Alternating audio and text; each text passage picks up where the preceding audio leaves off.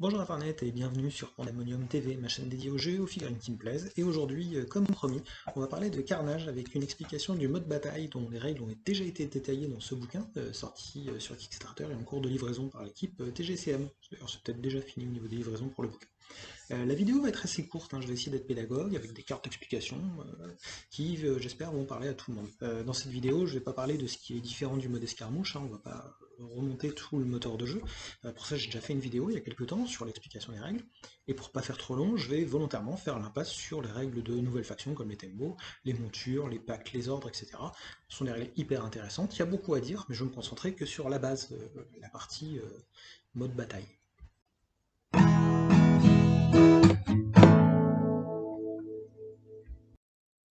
Donc justement, c'est quoi le mode bataille? Jusqu'ici, à Carnage, on jouait en mode escarmouche, c'est-à-dire sur des formats d'environ 400 à 600 couronnes, soit 3 à 8 figurines par joueur.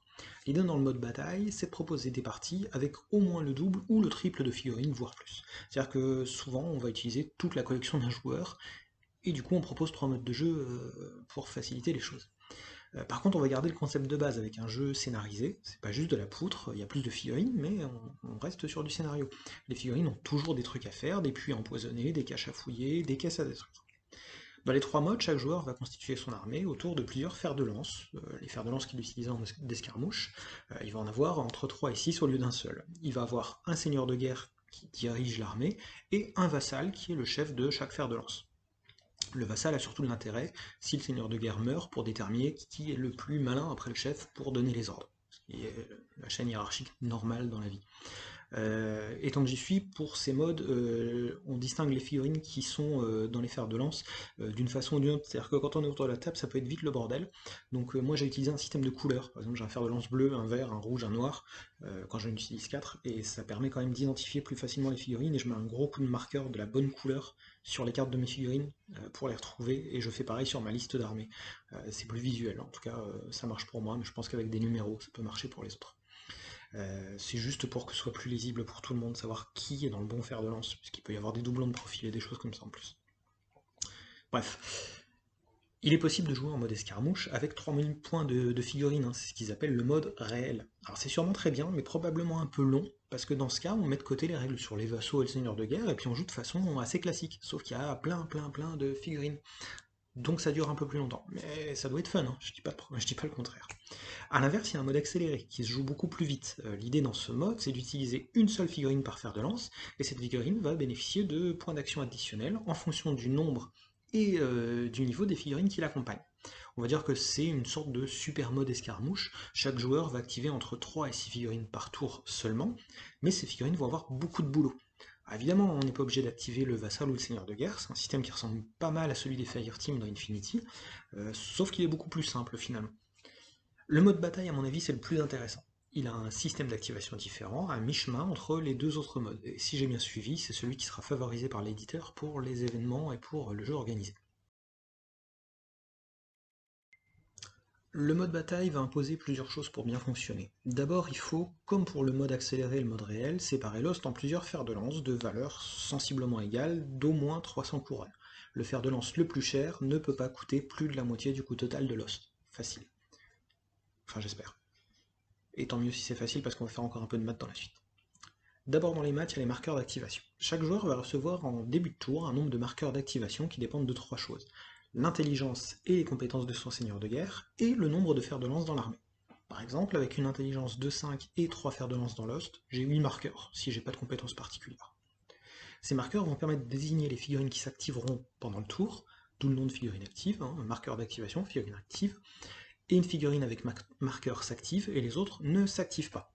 Pour simplifier, on va dire que les figurines sans marqueur sont les glandeurs et les autres sont les bosseurs. Mais attention, hein, les glandeurs ne sont pas inactifs pour autant, ce sont juste des noms que je leur donne pour simplifier dans cette vidéo, pas de jugement de valeur en plus. En début de tour, chaque joueur affecte donc ses marqueurs d'activation aux figurines qu'il veut activer. C'est logique, ce sont des marqueurs d'activation. Tous les glandeurs de Lost récupèrent alors tous leurs points d'action, et les bosseurs suivent les règles normales de Carnage, ne récupèrent leurs points d'action qu'au début de leur activation. Les glandeurs peuvent se déplacer en même temps qu'un bosseur, avec l'épée à regagner en début de tour, pour donner du soutien, prendre des positions, et se mettre en position défensive, voire se battre hein, s'ils ont besoin de se défendre. Au moment de l'activation d'un bosseur, je dois activer en priorité une figurine marquée dont le fer de lance est engagé par un fer de lance adverse. Si personne n'est engagé par un fer de lance adverse, j'active qui je veux parmi les bosseurs, parmi les figurines marquées. Les figurines bosseurs ou glandeurs hors de l'aura du chef de leur fer de lance, vassal ou seigneur de guerre, ne récupèrent que la moitié de leur PA, sauf s'ils ont une règle indépendante ou si ce sont des personnages nommés. Ça impose de choisir des vassaux avec une intelligence certaine, afin d'éviter de jouer trop groupés, ou alors il faut avoir beaucoup de nommés et d'indépendants si on veut que les figurines aient tout leur PA à chaque tour. Il y a tout un jeu sur le calcul des PA pour savoir comment activer mes figurines, qui activer, ne pas avoir trop de marqueurs parce que ça sert à rien de donner des marqueurs à tout le monde. 9 figurines avec 9 marqueurs, ça sert à rien, il faut peut-être en activer que 5 ou 6, mais qu'elles soient bien activées judicieusement. Pendant ce temps-là, les glandeurs vont avoir un rôle, c'est-à-dire qu'ils sont là pour soutenir, pour donner des petits bonus sans avoir à s'activer pour autant.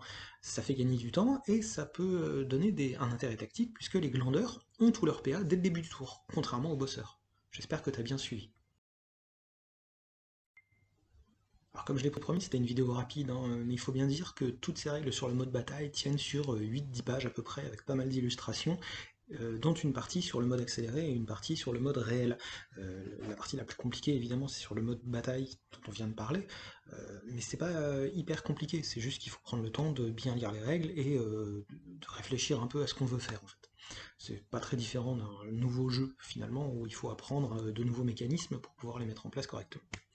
J'ai fait une partie test au club il y a quelques semaines, j'ai détaillé un peu les tours de jeu avec ce système dans une vidéo où je donne mon avis sur le mode de jeu en premier test, mais c'était avant la sortie du livre du Kickstarter.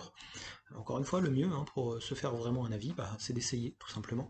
Si t'as assez de figurines, je te conseille de venir tester le mode bataille, c'est une bonne façon de changer ta façon de jouer dans Carnage, sans pour autant perdre tous ses repères, on reste sur le même jeu avec ce système d'activation, de A, V, C, P, de choix des dés, de relance, etc. Il n'y a rien de perdu. C'est juste différent, mais on n'est pas perdu. Et puis si tu veux vraiment tester, je te conseille de venir nous rejoindre au club de Sartrouville, là où on va jouer régulièrement, je pense, en mode bataille, parce qu'on est plusieurs à être intéressés. Dans une prochaine vidéo, on va parler de Dune, sous une forme ou une autre, c'est certain, mais il y aura de l'épice, et ça j'en suis sûr. J'ai pas encore la date, mais c'est certain, il y aura probablement d'autres choses entre temps, mais on va parler de Dune. Alors d'ici là, porte-toi bien, et puis dépense bien tes PA.